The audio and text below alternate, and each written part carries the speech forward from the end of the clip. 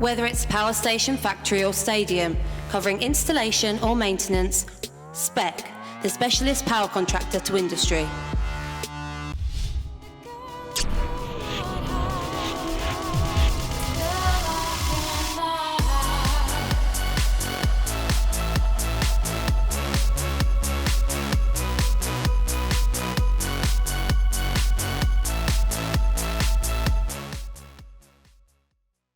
Welcome to Rugby AM. As you can see, we're at Rugby AM HQ. All the staff are working out behind us. We've got a special one there, Luke Gale. Now he's at the Challenge Cup. He's come down to graft. But it's a special show all about the Challenge Cup this week. You've made it through. Are you excited? I am excited, but just to talk about the Challenge Cup, it is one of the most beautiful trophies you will ever get your hands on, just to look at it. And I always like to use the metaphor of forged silver. Mate, silver is the most electrically conductive material in the world. We don't use it because it's too expensive. We use copper instead. But as a material that you pull out of the ground, a precious metal, and you've got to melt it right down and forge it into an unbelievable trophy that we call the Challenge Cup. Now, the reason why I mention that is because as a journey, the Challenge Cup has forged me as a professional rugby player more than any other journey that I've been on. Some of the wins, some of the losses have made me into the person, the character that I am today, both on and off the pitch. Oh, we're going to hear all about it because part one is all your Challenge Cup memories. It's really exciting. It's really good for anyone, any fan of rugby league. You've had a great journey. Then we go over to see Alec Murphy in part two and went into his house, into his bar. Phenomenal.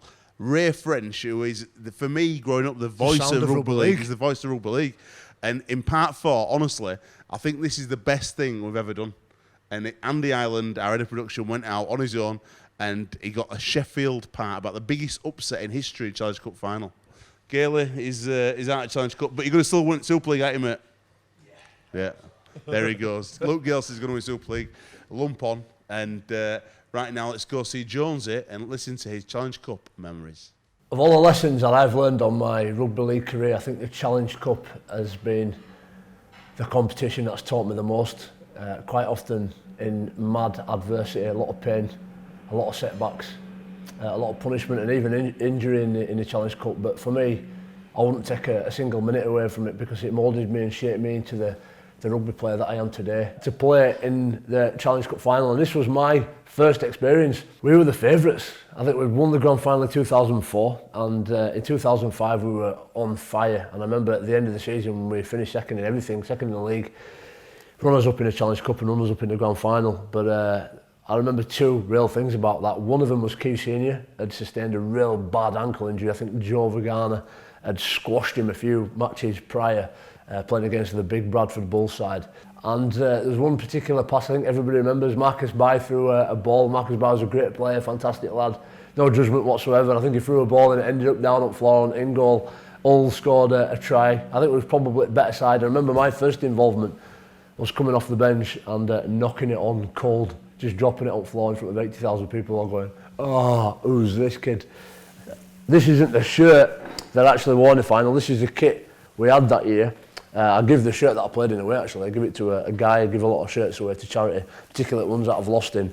And I remember just thinking it was a cauldron. It was horrible. It was red hot. And all you could hear were Richard Mathers at the back going, take us all forward, get us forward, Jones. I'm thinking, mate, if you've got any breath, why don't you take us forward? And it was a tough game. Paul Cupp come up with a winning try for Hull and devastated my first Challenge Cup final. And then in 2010 we made the Challenge Cup final against a very good Warrington team who I think had already won it the year before in 2009. And it was the emergence of Tony Smith's Warrington team who were phenomenal, you know, towards that period, coming into that period. And this is the shirt that I wore. And I didn't last that long actually. Bit of friendly fire happens in rugby league.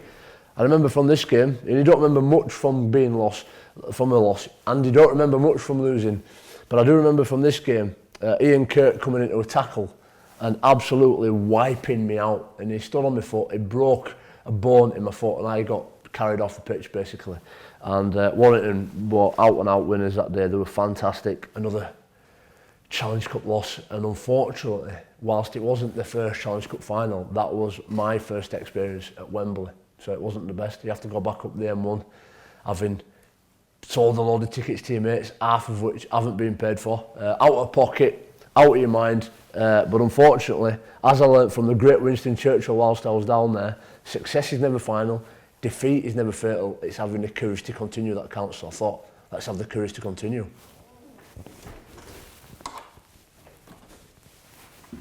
...2011 was a great year for me. It's one that I really remembered. I'd shaved my beard off periodically.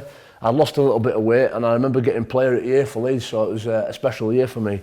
We did win the grand final as well in 2011, so that really ticked it off, and I managed to get myself back in the England team, which was unbelievable. I think 2011 was the most memorable year in my career because it was a time when I played the Aussies. So in terms of performance, zenith, that was the year for me. But what stood out to me in that game was right near the death, for about 5 or 6 minutes to go, we were still in there. I think it was about 22-18, and Wigan come up with an error. They kicked it into touch. I think Lulu had dropped it into touch or nudged it, and Wigan got head and feed and subsequently scored in the last sets, which put the game to bed. Which is what it is. That's life sometimes. Now, 2012, we got there again against a good Warrington side, and I remember flying down the track off the kick-off, and it was a massive shot, first contact, ball popped out, and I thought, we're on here today. And my knee popped out about 20 minutes in, managed to unlock it. I had a really dodgy cartilage, which I've had since removed and cleared up. And I missed probably half of that game, come out for the back end, and I just remember the rain pouring, and a really, really good Warrington side, were much better than what we were in 2012. And it's really interesting because I'd started accumulating many of these losers' medals, and this was going to be the third in a row. I think Leeds Rhinos become the first team ever to lose 3 finals, Challenge Cup finals in a row. But one way I tried to manifest that into reality, thinking that I could hide away from it somehow, is I'd wrap my losers' medals in electric tape, and you can probably just see how for maybe 10, 11 years this was wrapped up in electrical tape, and I'd never ever opened it. Never opened it from getting it in 2005 having lost. I kept it wrapped up until 2014, a long time, as did the rest of them. Just got locked up, left on the trophy cabinet on the outside, didn't deserve to go in, as reminders of how much it hurt, and to always persevere, to keep going. Now, 2014 came around. It was the bookend of the golden decade, with the golden generation, as they described it at Leeds. It was almost a dream final, really, a local derby, and everybody knows how much Cass liked to play at Leeds. And right here, this is when I won my first Challenge Cup final, and I made a point of never ever touching the Challenge Cup until I won it. For all the years, I would not touch the Challenge Cup until I won it. But interestingly enough, a few weeks before we played in the final, I decided to take all the electricity tape off these and open them up and accept what defeat means. And at last, I'd opened them up and accepted them. Now, this is the shirt that I played in. It was my 317th game for Leeds. And I love telling a story about this. And it's not actually because we won. It's because after we won the Challenge Cup in August, you've got about 2 months left at season to play, about a bit less. And having won this after so many years, we didn't win a single game after that. And our live became the first half of that Winston Churchill quote, "Success is never final either." The final one was 2015. I'd been through all the defeats, got my first Challenge Cup winners medal in 2014 against Cass. If you look at this, it's almost the most worn out as well. I've lost this about 3 times, believe it or not. If you know me personally, you'll know I lose things quite often. And it's scraggy because it's the one that I take around the most schools, churches, community clubs, tell the story and go, yes, that's what it was like to win it.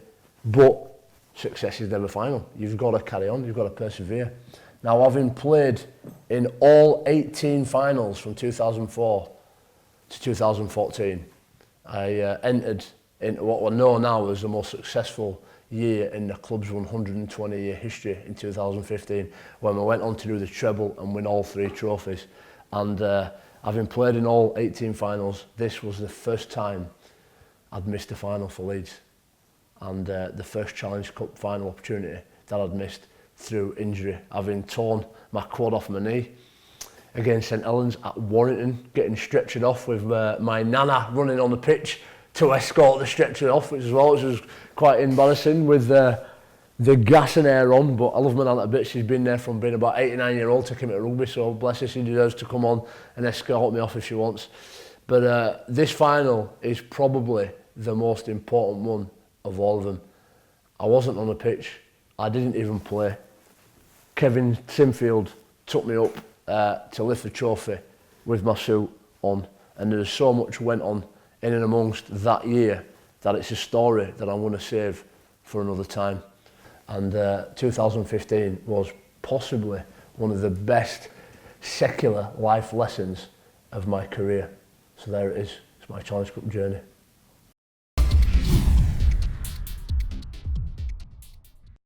Whether it's power station, factory or stadium, covering installation or maintenance, Spec, the specialist power contractor to industry. Whether it's power station, factory or stadium, covering installation or maintenance, Spec, the specialist power contractor to industry.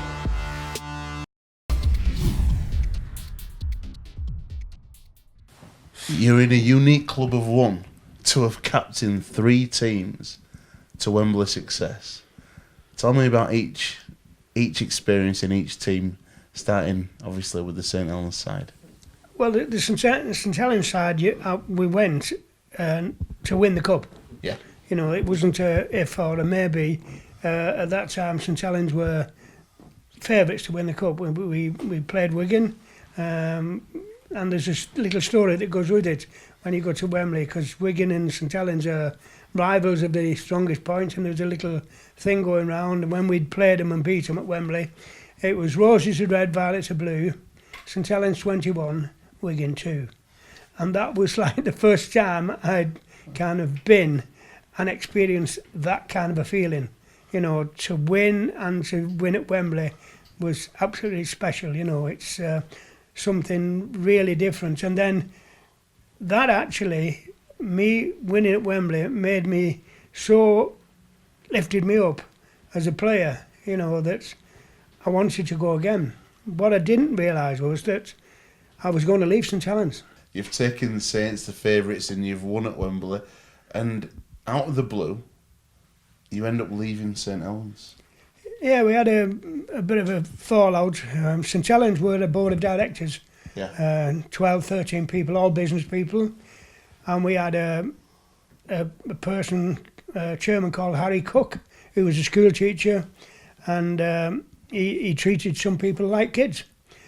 What they kept doing with me, because they knew I could play in different positions, they started moving me about. I was number one scrum half, I could play standoff, and I could play centre, and I could play full back, but I loved playing number 7. I loved playing number 7, that was my career. And they told me that they picked me one day at centre, and they told me if I didn't play, I'd never play scrum half again. So I said, right, well, I'll not play then.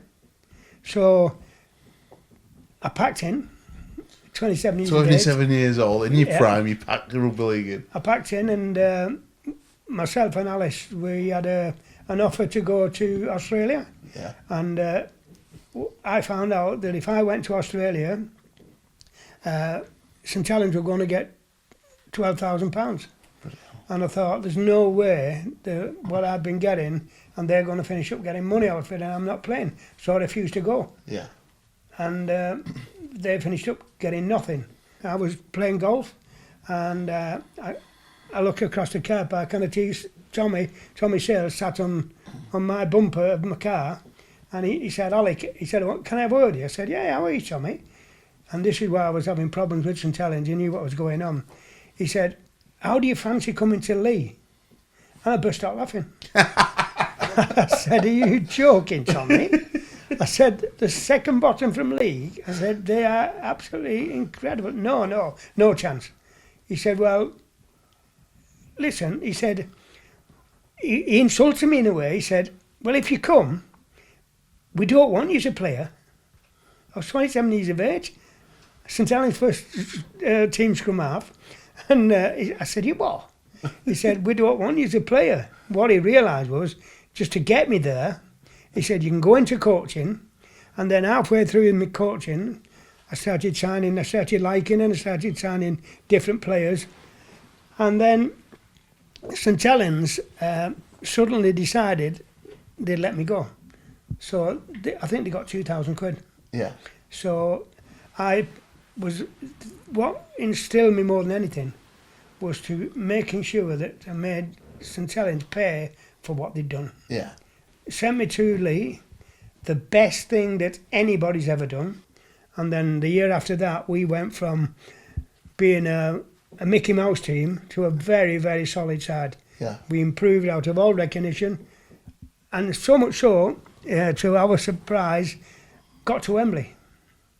And our lads were, most of them never been out to Leigh in their life, never mind going to Wembley. You want the favourites of the game? We played Leeds, who were a brilliant side. We had no chance whatsoever. They were 14-1 on. 14-1 on? Yeah, to win the Challenge Cup, and that was no joke. What year is this? This was 71. 71. Yeah, I'll never ever forget that. My mate, and I mean my mate, was one of my best friends, was Sid Hines. And obviously, all the hurrah. Well, Sid, to this day, we've had Sid on the show. He said he never touched you. Well, people do tell lies now and again. You know, I mean, I'm not saying. I've just told Sid. See, what Sid did not understand was, I understand how Leeds were going to play. Yeah. They had basically 15 international players. Yeah. Atkinson, Smith, Sid, Les Dill. John Holmes. They had a magnificent side. You couldn't look anywhere. We had a load of bits and bobs. Yeah. But I don't think they knew how much we were improving. And I knew that instead of playing quick football, we've got to play them in their half. Yeah. Because one thing I do know about these lads, they were full-time professionals, and I wanted them to tackle and they could play. And that's what we did. And I said to Sid, we had a little chat, me and him. He said, what do you think? I said, well, I think it'll be a hard game. He said, you've no chance. Oh. I said, Sid, I wouldn't say them words. I said, they're probably the hardest things you can ever... I said, Wembley is a different place. There's only one thing you can do at Wembley, and that's win, and we are going to win. He tackled me. I mean, I woke up in the bath. Yeah. Considering he didn't touch me. Yeah. The doctor went on a stretcher. People have come up with all kinds of... I winked. I might have blinked, but I definitely didn't wink. Yeah. I was carried off on the stretcher, finished up in the dressing room. And then, we were running riot. Leigh, absolutely playing him off the park. Sid had got sent off. And I came back on the field. They got me out of the bath, got me dressed. And I staggered onto the field to get the Challenge Cup. And as I got the Challenge Cup, I nearly dropped it coming down the steps. But that was the greatest moments, not only for me, but for them players, but for the Leigh people. They absolutely You love the Leigh people? Yeah, I do. They was absolutely magnificent because they'd stuck to us through thick and thin. When they were rubbish, we were still getting 6,000, 7,000 people, which was incredible. When you think some of these clubs can't even get anything like that now. When we went to Wembley, there was not a person left in Leigh. She wanted to rob a bank, that was the day. The villains had made a fortune. Everything had been burgled that week, and but they didn't care in Leigh. They was, and when we won the Challenge Cup, it was like going to heaven. It was absolutely magnificent. And then lastly, your last trip there. Tell us about that. Well, Jack Rubin persuaded me to go. I went, and he had this horse called Red Rum, and this horse. Well, I saw it. I saw Red Rum run as a 2-year-old. Yeah. Now, you'll not believe that. Special horse. Well, let me put it this way. It wasn't that special. It couldn't get 6 furlongs on the flat as a 2-year-old. So he sold it to Ginger McCain. And when we were training to go to Wembley, the lads were training on the sand dunes at Southport. Yeah. And I had the lads running up the sand dunes, and it was hard work, and some of them didn't like it, but they got on with it. One of the forwards started complaining, and he had a little halfback on his back going up the sand dunes. I said, just get on with it, will you, stop moaning. And as I turned round at Southport Beach and on the dunes, a horse came down, and it was Red Rum. He trained, Ginger McCain trained there, and he took the horse along the dunes every day, you know, with its legs. And I'm looking down, and David Chisnall, who was one of my forwards, didn't like going up sand dunes. And he said to me, "Boss, can you get somebody else to do this?" I said, "David, stop moaning." I said, "See that there?" I said, "That is Red Rum." Now I said, if it's good enough for them, it's bloody definitely good enough for you. Now get up there. And, you know, the horse went off to win 3 Grand Nationals. Yeah. And I was thinking, it was like having, I don't know what it was. We won 3 Challenge Cups. Yeah. He won 3 Grand Nationals.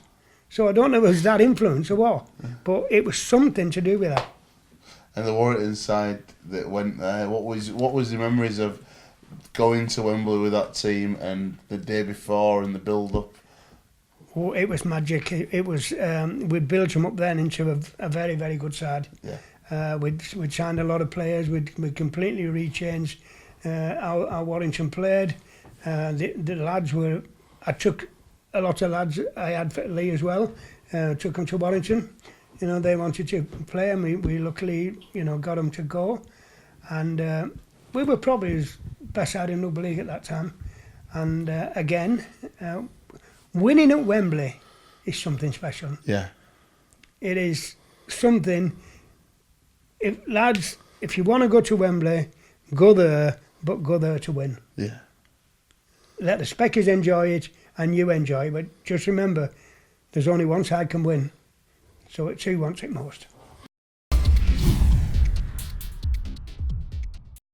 Whether it's power station, factory or stadium, covering installation or maintenance, Spec, the specialist power contractor to industry.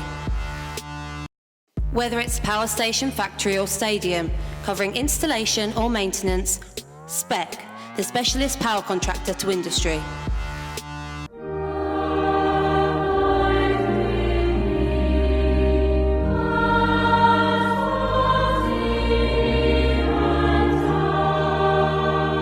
Once you get on the Challenge Cup trail and you get to that quarter final and you can sense Wembley, and that's significant. It is Wembley. You can sense Wembley around the background. You then begin to think, I want to be there. I want to get there. You look at the films of previous matches. You talk to people who have played in these games, and that's what it's all about. It is a wonderful occasion. I think Wembley is the home of the Challenge Cup final, and for as long as it can, I think it should remain there. The thing about Wembley is you have a nice week to enjoy beforehand as well. You know, teams go away, and in my day they used to we stayed at Southport, and we were on the sands, we were on the boating pool as well as training, and we really enjoyed ourselves. There was a great bonding of a side with a cup final. But to stand in that tunnel at Wembley, which is quite dark, the old tunnel that they had where you used to come out of, and you walked uphill and suddenly the bright light hit your eyes. It was almost like walking on a stage, and it was a stage because the turf, remember we played in the winter in those days, so the turf was so different that you were playing on at Wembley, and it was the occasion. To say, I didn't really have nerves. I was never really bothered by nerves throughout the whole of my career.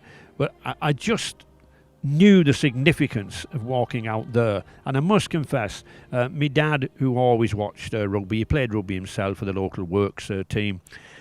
For the first time in my life, I was looking out for him in the crowd, which was rather stupid. But I was, because I was so proud that he was there. That was more important to me than me being there. Well, when we lifted the trophy, we had a good time in and around London for 24 hours. It was great from a playing point of view. It was a wonderful experience. I can remember coming off the field with the likes of my mate Cliff Watson and just looking at the medal and saying, "Well, I've got one, Cliff." Cliff had got one from a previous match, and we had a fabulous time. I mean, we were celebrated on BBC with Cassius Clay with the Eamon Andrews show. We were on there, and we were all introduced to Cassius Clay. And I well remember Cliff Watson had a rugby ball, and he was playing around, and Cassius Clay took it off him. and threw the ball at Cliff, which which hit him without him knowing. And Cliff got the ball, threw it back, and said, "Look, Cassius, throw that again." And I'm sure he would have short-armed him. I think as a commentator on television, you've always got to be biased. I played for St Helens and Widnes, and I used to get complaints from Saints fans and Widnes fans, "Oh, you're biased against us." But I think it was a subconscious effort not to be biased for them that you had to have. As a commentator, you've always got to watch what you say. I think one of the greatest finals that I watched because of what happened was that Sheffield Eagles match when they beat Wigan. Totally against all the odds. You couldn't get a bet on Sheffield Eagles if you wanted to. And before the match, I was doing some filming for BBC at Wigan, and somebody stuck a camera in front of me and said, "Ray, do you think Sheffield will win?" And I just said, "You must be joking." And that was shown, and it got all round. It didn't do me any harm, but it just showed you the context that game's got to be put in.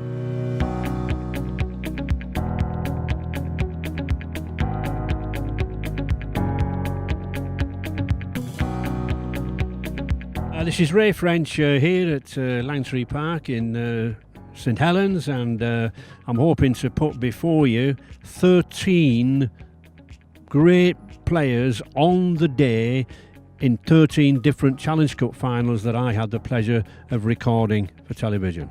Fullback, Chris Redlinski, Wigan 21, St Helens 12, 2002. The match was played actually not at Wembley but at Murrayfield, thanks to Wembley being refurbished. But Chris Radlinski gave a tremendous performance in attack and especially on defence, despite having been in hospital all the previous week with a septic foot. Winger, Jamie Sandy, Castleford 15, Hull KR 14, 1986. Castleford edged out Hull KR by just 1 point, and it followed with a spectacular try from the tiniest man on the field, Jamie Sandy. After a break by his co-centre, John Joyner, he raced down the pitch. Great determination, great running for such a small man to get such a big try. Centre, Eddie Cunningham, Hull 14, Widnes 14, 1982. Before a 92,000 crowd at Wembley, these two teams just could not be separated. And Widnes were grateful to centre Eddie Cunningham, whose 2 tries set up a replay at Ellen Road. Unfortunately for Widnes, Hull ran out worthy winners by 18 points to 9 in the replay. Centre, Joe Lydon, Widnes 19, Wigan 6, 1984. A then record 6 overseas players took part in this final on both sides. But it was Widnes' England centre, Lydon, who provided all the thrills, with 2 sensational 80-yard sprints, displaying all the pace and poise that he needed to open up Wigan's defence. Wing, Martin O'Fire, Wigan 26, Leeds 16, 1994. Martin proved the hero in Wigan's defeat of the Yorkshire Challengers, when he shattered Leeds Hawks with 2 touchdowns, his first in the 13th minute, often regarded as one of the finest ever seen at Wembley. Standoff, Brett Kenny, Wigan 28, Hull 24, 1985. Believed by many to be one of the greatest Challenge Cup finals ever, Wigan's Aussie halfback Brett Kenny was rightly handed the Lance Todd Trophy.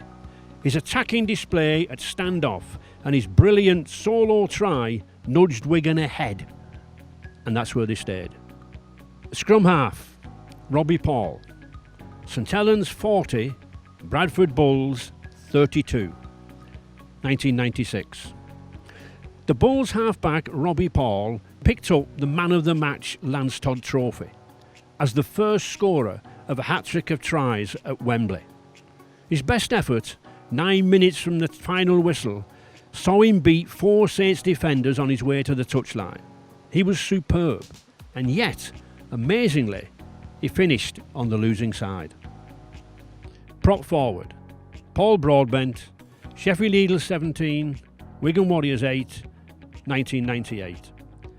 The Sheffield Eagles captain, Paul Broadbent, led from the front and steered his team around that pitch well.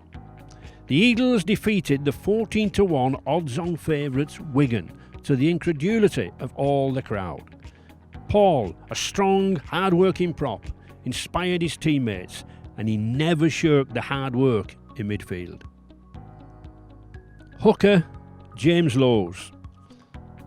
Bradford Bulls 22, Leeds Rhinos 20, 2003. Cardiff's Millennium Stadium proved a fitting venue to a thriller of a match between the two Yorkshire greats. Hooker, James Lowes, especially in the closing minutes, worked tirelessly in defence when Leeds threatened to snatch victory away from the Bulls. Prop forward, Apollo Perolini. St Helens 32, Bradford Bulls 22, 1997.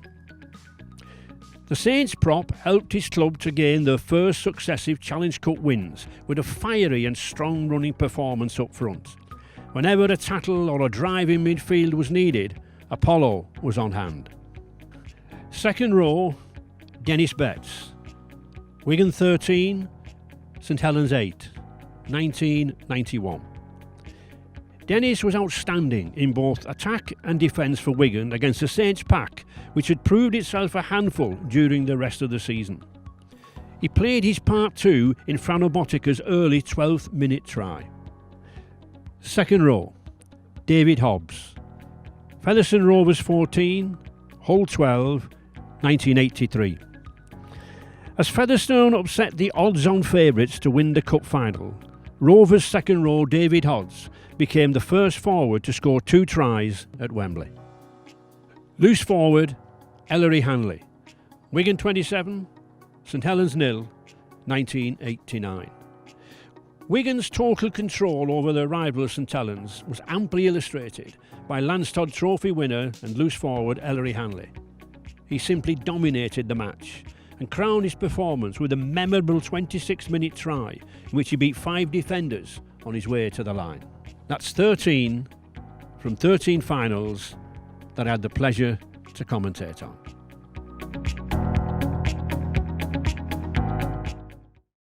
Whether it's power station, factory or stadium, covering installation or maintenance, Spec, the specialist power contractor to industry. Whether it's power station, factory or stadium, covering installation or maintenance, Spec, the specialist power contractor to industry.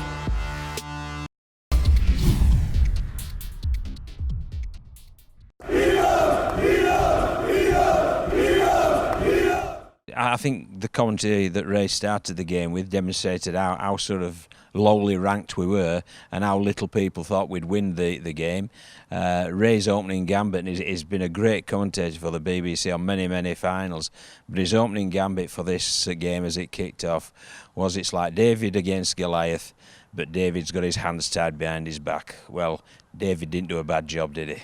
John Keir walked into the to the initial pre-season meeting and said his first words to us as a group, we're going to go to Wembley this year and we're going to win it.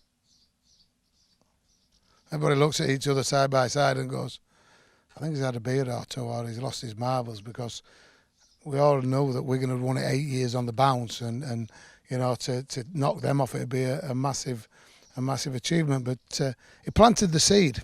And then, you know, we got the look of the draw. There were no doubt about that. I remember the general build-up to the game. John Keir did a fantastic job of everything up. I can remember me and Johnny Lawless, my roommate of 10, 15 years, not sleeping much. Can't remember what I had for breakfast.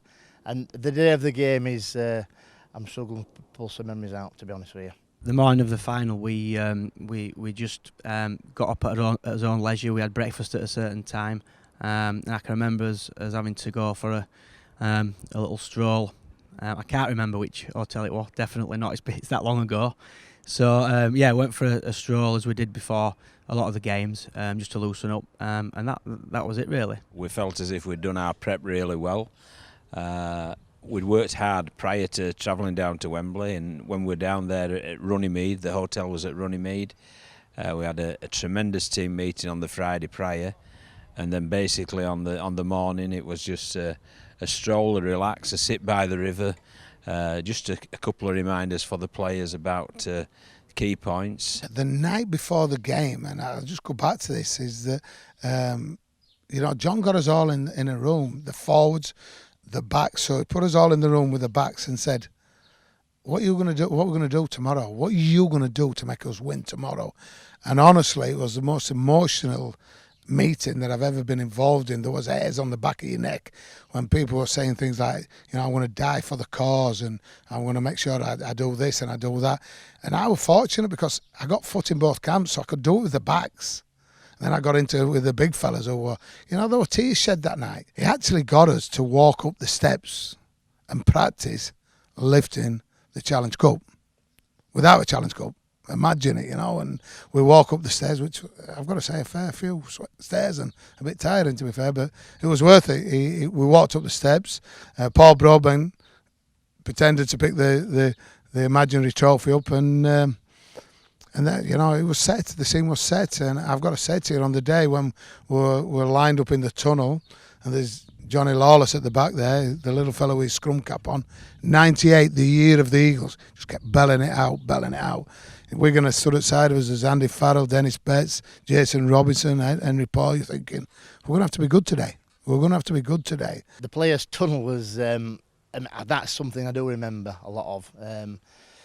Absolutely amazing. Just the crowd and everything else, and the lads up for the fight. Abide with me, yeah, that was unbelievable. As a kid, you sort of grow up watching the Challenge Cup final and they sing that, and that's when the hairs on the back of the neck stand up. So this is obviously a different occasion. You're trying to focus as well on the game in hand. The noise was unbelievable, but we'd all gone with a chant of 98 in the tunnel, so a lot of people were shouting that, especially our hooker at the time, Johnny Lawless, and as captain Paul Broadbent. So you sort of try and blank out the noise, but it's very hard at Wembley because obviously the special times and the special atmosphere there. The tunnel was very, very cool. It was very cool, and all our players, they decided to do a bit of a Wimbledon, led by Johnny Lawless in all honesty, and Wimbledon, when they played Liverpool, had called 88, which was obviously the year Wimbledon beat Liverpool. So Johnny and company decided to shout out 98, and there were the Wigan sort of superstars, Gary Connolly, Faz and company, stood there trying to be cool as cucumbers, and looking to the left of them, and there's Johnny Lawless and company shouting 98, and I think it got under the skin. Obviously we punched above us weight on that day, but we had sheer belief, and that come from John Keir and all the coaching staff. They instilled some pride. There's some very honest people at Sheffield Eagles at that moment in time. The coach was honest, all the players were honest, and everybody on that day grafted their nuts off for the victory. We had a plan. Of course, we had a plan. We had a plan from winning it, from getting the draw right and everything. John just planned everything. The plan that John put down, the first try, let's bomb, high kick to Jason Robinson, Nick Pinkney, jump over the top of him and score the try. That's what the plan. That was written down. It was there. I put the kick on, and Pinko jumped up, scored the try. You go, God, he's got that right. He's even got that right, The ball came out from the right hand. They played the ball on the right hand side, and it came over to our experienced loose forward Rod Doyle, who threw a bit of a cut-out pass, and it ended up bouncing on the floor, so it wasn't really a good ball. And I just picked it up off the floor, saw the space in the corner, and dived over. Excellent feeling. Proud for everybody involved, my family and myself, to play there. As I said, you watch it growing up as a kid, and just to score is extra special, but obviously winning the game's a little bit more important than that. Take anything that you get. So we took a drop goal and we were winning 11, wasn't we?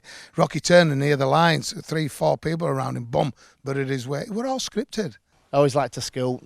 I've always been told it doesn't matter if you run 100 metres or a metre for a try, they are worth 4 points. So to score at Wembley and to win the Challenge Cup from a lad from Meltham, and as a rugby league fan, rugby league passionate supporter. It's anything I could dream of. It was like, I watched that final, I've only watched it once, twice, I've only watched it a few times, honest, is that I watched that final, like watching a video recording of what the plan was. I thought we were going to win when it was 8 minutes from time, and Wigan were really playing catch up. They were throwing the ball everywhere, looking for quick plays, and we'd made the tackle. They played the ball quickly. Henry Paul came to dummy half, tried to pick it up one-handed to catch us on the back foot, spilled it, and Johnny Lawless just went across, gave him a little shuffle on the back of his head.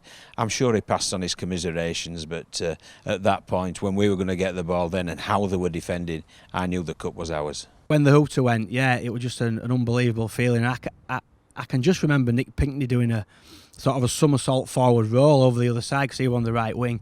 But I think I just jumped, I can't remember exactly, but I think I just jumped on Paul Broadbent and Johnny Lawless. They were in a huddle in the middle, and you're just thinking, we've actually done it. When the final hooter went, I can remember exactly what I was doing. I tackled Dennis Betts, and his foot were in the air, and I just tackled his foot.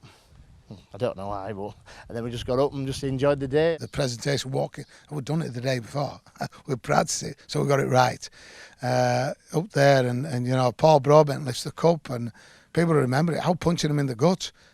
Where's that come from? I was just bang, bang, punching him in the gut. Well, he's got it there, kissing it.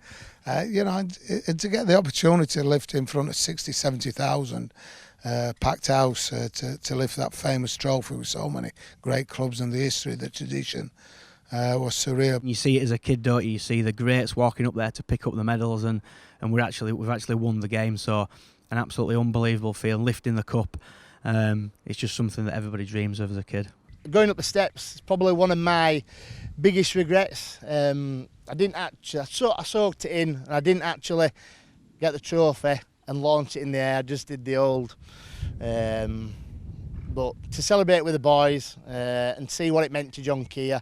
I can remember walking down the steps and Adam Fogarty nearly knocking John Keir out, hugging him, and remember when you look back, I wish I'd have enjoyed that a little bit more. I didn't lift the cup at that point. The coach didn't go up.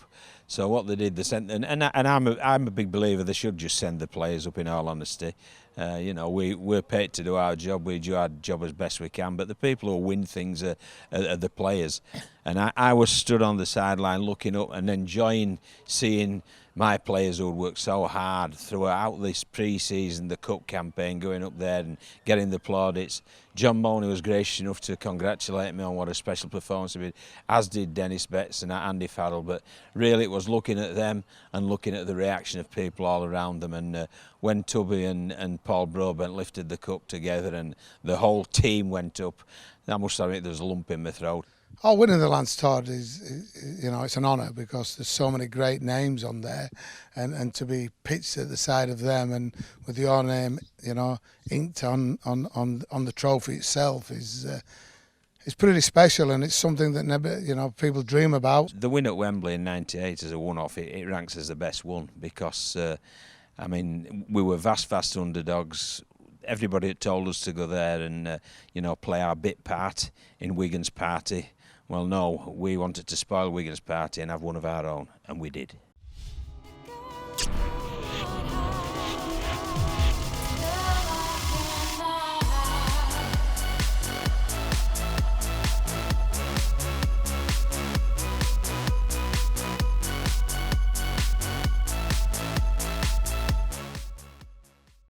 Whether it's power station, factory or stadium, covering installation or maintenance, Spec, the specialist power contractor to industry.